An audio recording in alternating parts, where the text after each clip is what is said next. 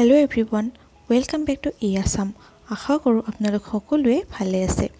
আজিৰ এই ভিডিঅ'টোত আমি বৰপেটা আৰু কামৰূপ ৰুৰেলৰ OBC আৰু আনৰিজাৰ্ভ কেটেগৰীৰ ভেকেন্ট পোষ্টবোৰৰ বাবে সম্পূৰ্ণ বিশ্লেষণ কৰি উলিয়াইছোঁ আৰু আজি এই ভিডিঅ'টোত আমি তাৰে থুলমূল এটা ধাৰণা ল'ম। লগতে শিৱসাগৰ আৰু ধুবুৰী জিলাৰ সম্পূৰ্ণ বিশ্লেষণ আপোনালোকৰ আগত দাঙি ধৰিছিলোঁ। তাতে আপোনালোকৰ বহুতো কমেণ্ট আছিলে আৰু তাৰে ভিত্তিত আজিৰ এই ভিডিঅ'টো প্ৰস্তুত কৰি উলিয়াইছোঁ। আশা কৰোঁ আপোনালোক ভিডিঅ'টো শেষলৈ চাব আৰু ভাল লাগিলে লাইক কৰিব। তেন্তে ব'লক আজিৰ এই ভিডিঅ'টো আৰম্ভ কৰোঁ।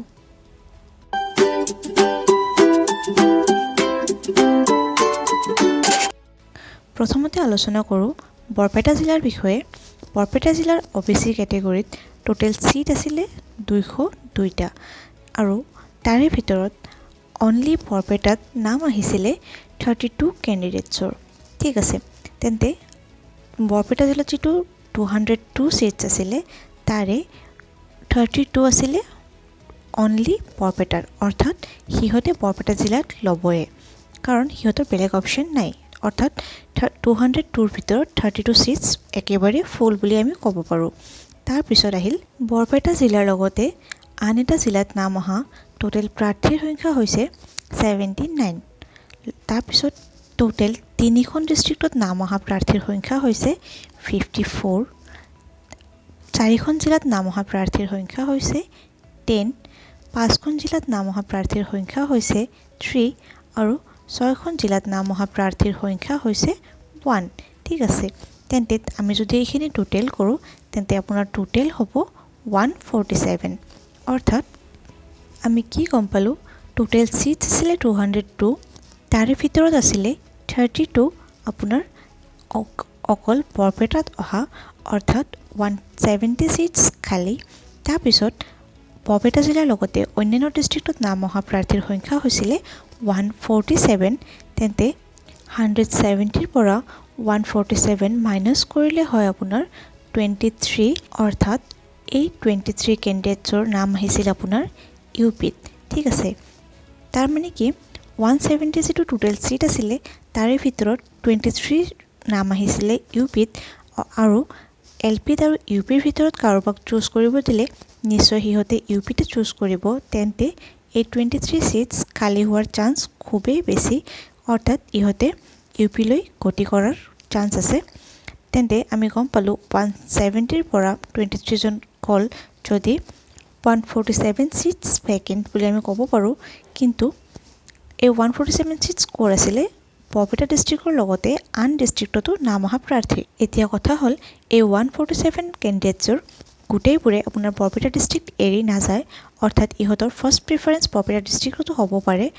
তেন্তে আমি ক'ব পাৰোঁ যে 147ৰ ভিতৰত যদি 50জন বা 47জনো গুচি যায় তেন্তে ইয়াতে আপোনাৰ টোটেল 100 চিটছ খালী হোৱাৰ এটা সম্ভাৱনা আছে।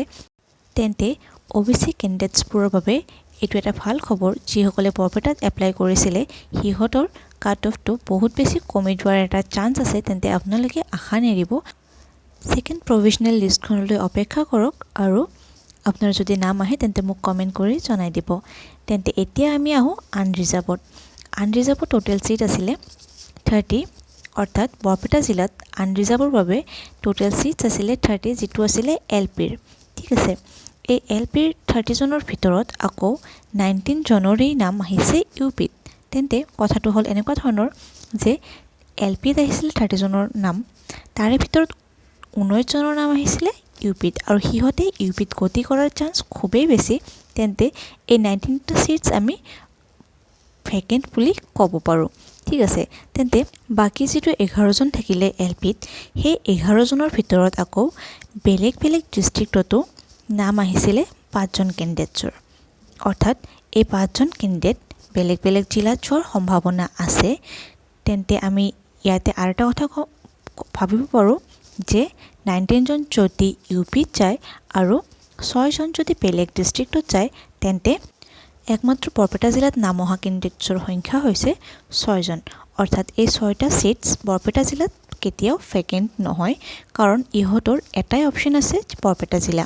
তেন্তে 30 সিটছৰ ভিতৰত যদি 6টা সিটছ বৰপেটা জিলাত থাকি যায় বাকি 24 সিটছ ভেকেন্ট হোৱাৰ চান্স আছে তাৰে ভিতৰত 19টা সিট ভেকেন্ট হ'বই কাৰণ ইহঁতে ইউপিলৈ গতি কৰাৰ চান্স খুবেই বেছি বাকি থকা 5জন যিসকলৰ নাম বৰপেটা জিলাৰ লগতে আন জিলাতো আহিছিলে সিহঁতেও বেলেগ জিলালৈ গতি কৰাৰ চান্স আছে কিন্তু আমি ক'ব নোৱাৰো যে সিহঁতে শিয়ৰলি বেলেগ ডিস্ট্ৰিক্টত শিফট হ'ব কাৰণ নহবও পাৰে যদি হয় বা নহয় তথাপিও আপোনাৰ সিটছ টোটেল 20 প্লাস খালি হৈ আছে যেটো মাত্ৰ 36ৰ ভিতৰত যদি 20 প্লাস সিটছ খালি হয় হেতু আপোনাৰ বহুত বেছি অৰ্থাৎ কাট অফ তললৈ নামাৰ চান্স আছে ঠিক আছে তেন্তে এতিয়া আমি আলোচনা কৰো কামৰূপ ৰুৰেল জিলাৰ বিষয়ে কামৰূপ ৰুৰেলত OBCৰ টোটেল সিটছ আছিল 171 আৰু এই 171ৰ ভিতৰত অনলি কামৰূপত নাম অহা প্ৰাৰ্থীৰ সংখ্যা হৈছে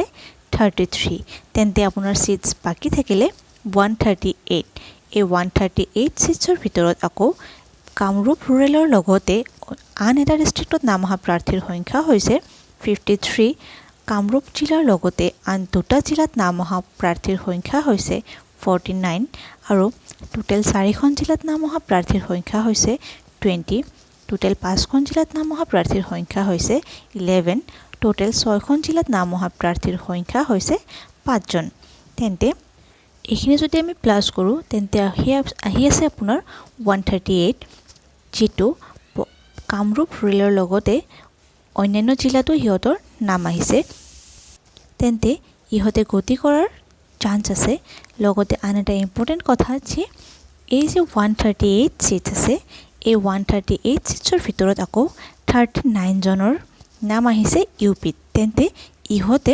100% ইউপিত যাবই কাৰণ এলপি আৰু ইউপিৰ ভিতৰত ইউপিটোৱে বেছি প্ৰিফাৰ কৰে সকলোৱে ঠিক আছে তেন্তে আমি কি গম পালো টোটেল 171 সিটৰ ভিতৰত 33 অনলি কামৰূপ জিলাত আহিছিলে অৰ্থাৎ এইখিনি ভেকেন্ট হোৱাৰ কোনো চান্স নাই তেন্তে 138 সিটছ আছিলে ভেকেন্ট তাৰে ভিতৰত 39 আছিলে ইউপিত যিখিনি ভেকেন্ট হোৱাৰ চান্স খুবেই বেছি তেন্তে ক'ব পাৰি যে টোটেল 138 সিটছ ভেকেন্ট হ'ব পাৰে কিন্তু এটো কোৱাটো ঠিক নহব কাৰণ বহুতে কামৰূপ ৰুৰেলত ফাৰ্স্ট প্ৰিফাৰেন্স দিব পাৰে কিন্তু বহুতে আকৌ বেলেগ ডিস্ট্ৰিক্টলৈ যাব পাৰে সেই কাৰণে 39 সিটছ আপোনাৰ 100% খালি হ'ব যিসকল ইউপি লৈ গতি কৰিব তাৰ পিছত থাকিলে আপোনাৰ 99 সিটছ এই 99 সিটছৰ ভিতৰত আপোনাৰ টোটেল 50 মান খালি হ'বই হ'ব তেন্তে আমি এইখিনি কথা ক'ব পাৰো যে টোটেল 80 প্লাস সিটছ কামৰূপ ৰুৰেলত খালি হ'বলৈ কৈ আছে তেন্তে